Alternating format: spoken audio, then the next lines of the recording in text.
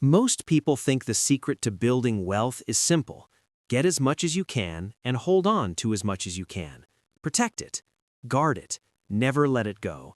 And on the surface, that makes perfect sense. But here's something that should stop you in your tracks.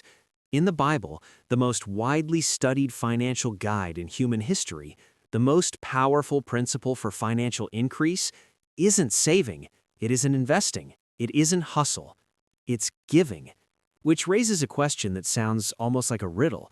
If the goal is to have more, why does the Bible say the path to get there is to have less? By the end of this video, you will understand what I call the giving paradox and why your bank account may have hit a ceiling not because you're working too little, but because you're holding on too tight. Before we go deeper, pause and think honestly for a second. Has your financial growth felt stuck lately? Like no matter how hard you work, you keep hitting the same invisible ceiling? If the answer is yes, you're going to want to stay until the very end of this video. And if this is already resonating with you, take 5 seconds right now, hit that like button, drop a comment below telling me your biggest money struggle right now, and subscribe if you haven't already. Every like and comment helps this message reach another believer who might be right on the edge of their breakthrough. Now let's talk about the trap that most of us are already stuck in. The first thing we have to talk about is a concept that runs so deep in our culture, most of us don't even realize it's there. It's called ownership. When you operate from a mindset of ownership, you think, this is my money, my paycheck, my savings account, my future. I worked for it. I earned it. I built it. And look, I'm not saying hard work doesn't matter. It does. But here's the problem with ownership thinking. It creates what I call the scarcity trap. When you believe you own what you have, you feel personally responsible for protecting it. Every financial decision becomes emotionally loaded. Every loss feels catastrophic. Every dollar that leaves your hand feels like a threat. And that fear, that clenched fist anxiety, doesn't just affect your emotions, it affects your decisions. It affects your relationships. It affects your capacity to take risks, be creative, and pursue the opportunities that are right in front of you. Over time, the scarcity trap doesn't protect your wealth, it caps it. The Bible presents a completely different model. It's called stewardship. In the stewardship model, you are not an owner, you are a manager, a trustee, a caretaker of resources that ultimately belong to God. Psalm 24:1 says it plainly. The earth is the Lord's, and everything in it. Everything. That includes your income, your investments, the business idea you woke up with at 3 a.m. All of it. And here's the piece that most Christians completely miss. God doesn't give wealth to you, He gives wealth through you. Think of yourself as a pipe. God is the source of the water. The water is provision, blessing, resources. If the pipe is flowing, water moves through freely and abundantly.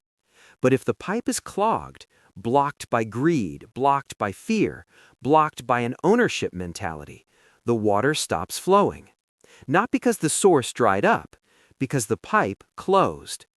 This is the foundation of the giving paradox, and it's about to get more vivid. I want to show you one of the most powerful illustrations in all of creation, one that has nothing to do with money on the surface, but everything to do with it underneath. In Israel, there are 2 bodies of water fed by the same source, the Jordan River. The first is the Sea of Galilee. The Sea of Galilee receives water from the north, but it doesn't just hold it, it also releases water. It flows southward back into the Jordan. Because of that constant flow in and out, the Sea of Galilee is teeming with life. In Jesus' time, it supported entire fishing industries. Communities thrived along its shores. It was living water. Now travel south along the Jordan River, and you reach the second body of water, the Dead Sea. The Dead Sea also receives water, but it has no outlet, no river leaving, no flow going out. The water that enters stays. The result? The Dead Sea is so dense with salt and minerals that almost nothing can live in it.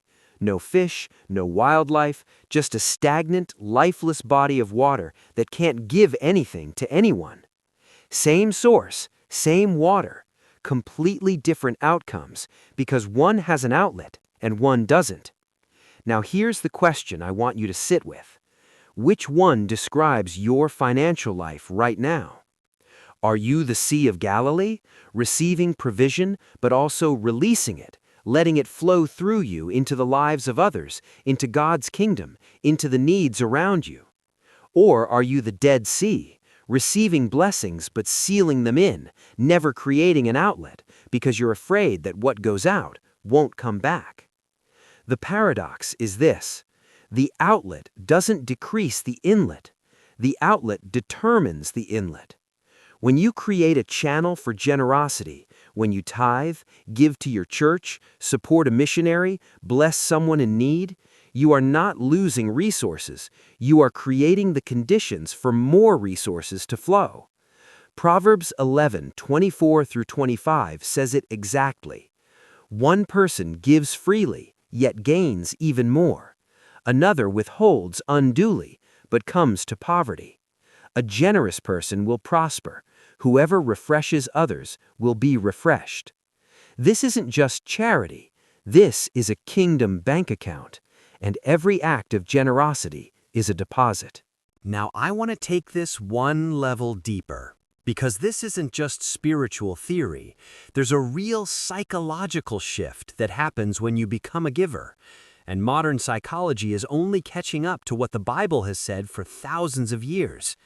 When you live in a scarcity mindset, your brain operates under a constant low-level alarm. Psychologists call it financial anxiety. You make decisions not from a place of wisdom and strategy, but from a place of fear. Fear that there isn't enough. Fear that it won't last. Fear that if you give, you'll be left with nothing. This fear is what the Bible calls the spirit of poverty. And here's what's critical. You can have a full bank account and still have a poverty spirit, because poverty isn't ultimately a financial condition, it's an identity. It's a belief deep in your core that says, there is not enough and I am not safe. Generosity is one of the most powerful ways to break that identity. When you give, especially when it's hard, especially when it costs you something real, you are doing something radical. You are telling your nervous system, I am not a victim of my circumstances. You are telling the spiritual realm, I do not serve money. Money serves me and the kingdom. You are telling God, I trust you as my source, not my salary, not my savings, not the economy. And when you operate from that identity, when you see yourself not as a beggar trying to scrape by, but as a distributor entrusted with kingdom resources, everything changes. Because here's the principle: a good steward gets entrusted with more. Luke 16 verse 10 says, whoever can be trusted with very little can also be trusted with much. Think about it from a practical standpoint.